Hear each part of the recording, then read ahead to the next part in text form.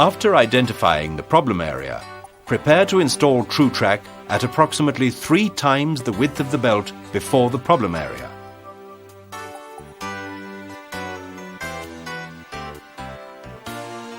Use slings or chain blocks to lift the conveyor belt at the point of installation.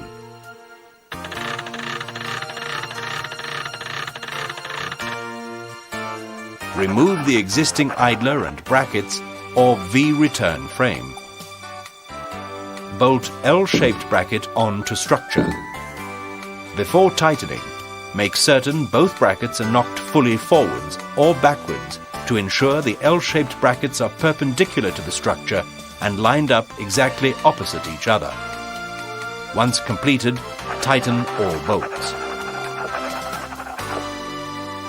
Slide the rectangular-shaped bracket onto either end of the shaft, with fixing bolts facing downwards. Lift up Tru Trac and bolt the rectangular-shaped bracket onto the L-shaped bracket, ensuring that the corresponding set of holes are used. Set the space between the bracket and Tru Trac evenly.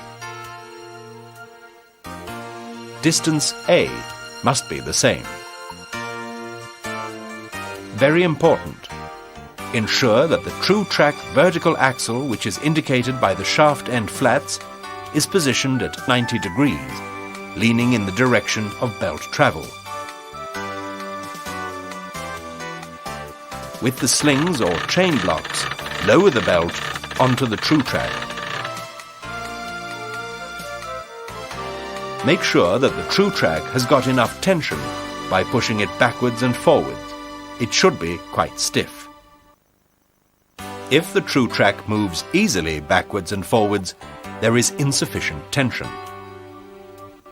Loosen the rectangular-shaped bracket and move it upwards 1 hole on the L-shaped bracket. Recheck the tension. If it is still insufficient, move up another hole until you achieve sufficient tension. Recheck that the shaft end flats are set at 90 degrees or slightly forwards, in the direction of the belt travel. Finally, tighten and secure the fixing bolts on the rectangular-shaped bracket onto the shaft. Installation is now complete. Start the conveyor belt to test the Tru Trac flat return tracker. Test that the Tru Trac tracks the belt from both sides. Using a blunt object, manually detrack the belt by pushing the outside of the Tru Trac fully in one direction. When you release it, the Tru Trac should automatically center the belt.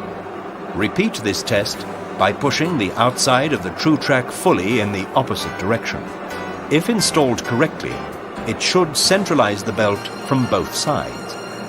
If the Tru Trac detracts the belt, recheck the angle and direction of the shaft end flats. If the Tru Trac remains kicked in on any one side, increase the amount of tension.